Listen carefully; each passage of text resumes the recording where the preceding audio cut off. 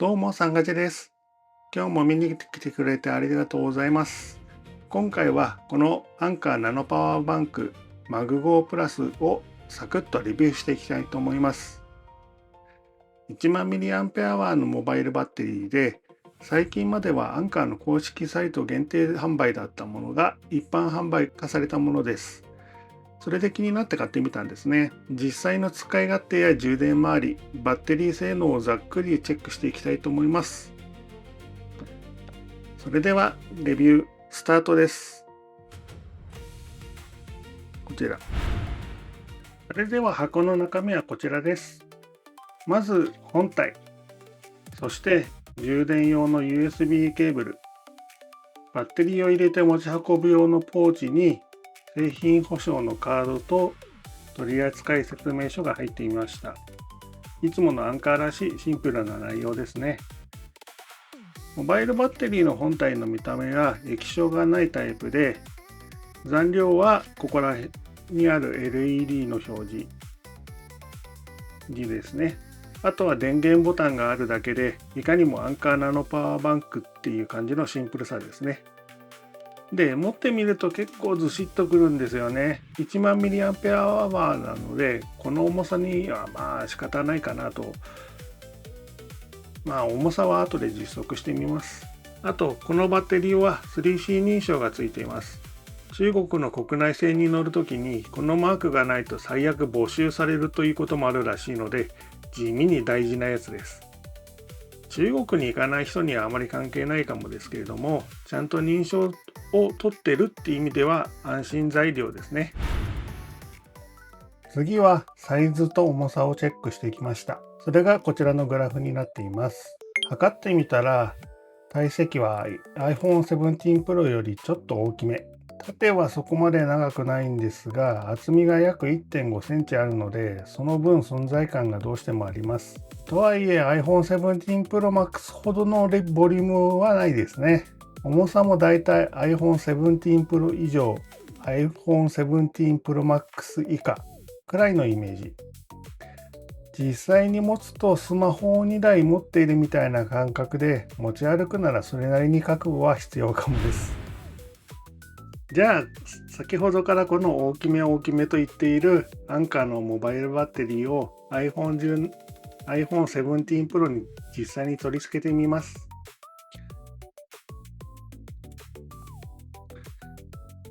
厚みがある分存在感はやっぱりかなり強めになりますね。縦はほんの少し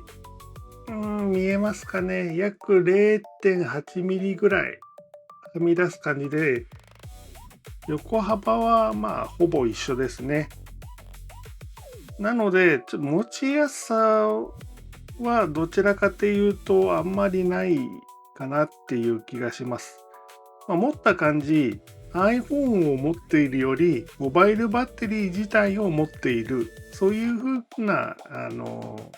握りの感覚になりますね。そのためかつけたまま操作すると重さと厚みがちょっと気になって画面の端まで指を伸ばすのが少し大変になります。感覚的にはプロマックスを持つみたいにちょっと指をずらしても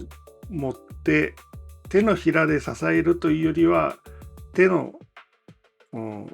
指の部分で支えて指を端まで届かせるというような操作方法になってしまうのかなというところですね。なので充電しながらガンガン使う向き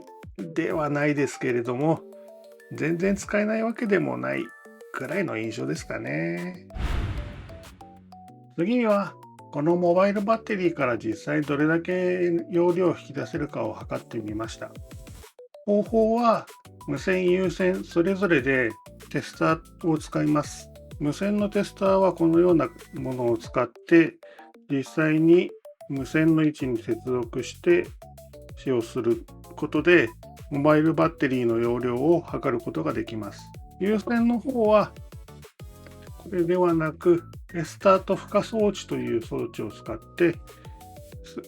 ケーブルでケーブルでそれぞれ接続して出力を、こちらでコントロールし、引き出せた容量をここで計測します。で、引き出せた容量に関しては Wh という単位なので、ここからさらにスマホと同じミリアンペアアワーに換算してグラフにしています。結果は無線でだいたい7割ぐらい、有線だと9割ぐらい引き出すことができたんですね。かなり優秀だと思います。さすがアンカー。参考に iPhone 17 Pro と iPhone 17 Pro Max のバッテリー容量も横に載せてみたんですけれども、これだけあれば2回分いけそうっていうのも納得です。ただ、無線だと17 Pro でも2回分にはちょい届かない感じになるので、状況に応じて無線、有線を使い分けるのが良いのかなというふうに気がしますね。最後に iPhone 17 Pro での充電速度もチェックしてみました。方法としては iPhone 17 Pro をとにかくバッテリーを使い込んで残り 5% まで減らします。で、十分な冷却を行った後に有線と無線両方で充電を30分間行って何%まで回復するかという計測を実験として行いました。そしてその結果がこのグラフになるんですけれども、無線有線どちらも30分回して 50% 以上の回復になりました。無線はちょうど 50%、有線であれば 66% まで回復したんですね。正直感覚的には普通に USB 充電器で挿しているのと変わらないなってぐらいで、これはかなり心強いです。ちなみに 5000mAh クラスの小さいモバイルバッテリーと比べて有線がちょっと速いんですけれども、これはそもそも出力が最大 20W から 30W とそもそもの差があるので、この辺は納得かなっていうところですね。やはり容量が大きい分出力が出せる出力が高くなっていて 30W も出力できるから iPhone 17もほぼフルスピードで充電できている、そんな感じになります。一方で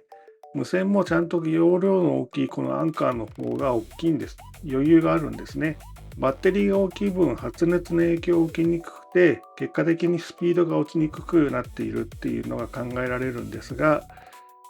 コンパクトな 5000mAh のモバイルバッテリーに比べて充電速度が安定するというよりは速い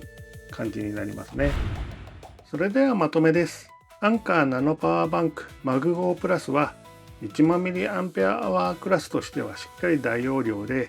有線なら取り出し容量9割前後、無線でも7割前後と効率がかなり優秀でした。実際に iPhone 17 Pro でも状況次第で2回分が見えてくるくらいの余裕があり、外出先の安心感は高めです。サイズは厚みが 1.5 センチもあるので、存在感は強め、重さもそれなりにどうしたってもあります。iPhone 17 Pro につけたまま操作しようとすると、重さと厚みで少し扱いにくさが出るので、充電しながらガンガン操作する用途よりは、移動中や待ち時間にさっと回復させる使い方が向いているかなと思います。充電速度は無線、有線どちらも30分でしっかり回復して、体感的にも普通の USB 充電器に挿しているのと大きく変わらないレベルです。これより小さい 5000mAh のバッテリーより有線の充電速度が速いのは、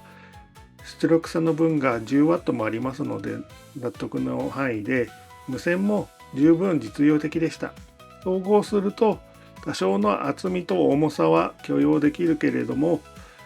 容量と実用スピードを妥協したくない人におすすめのモバイルバッテリーです。というわけで今回のレビューはここまで。少しでも参考になったと思いましたら、チャンネル登録と高評価いただけると嬉しいです。以上、サンガジェでした。また次回のレビューをよろしくお願いいたします。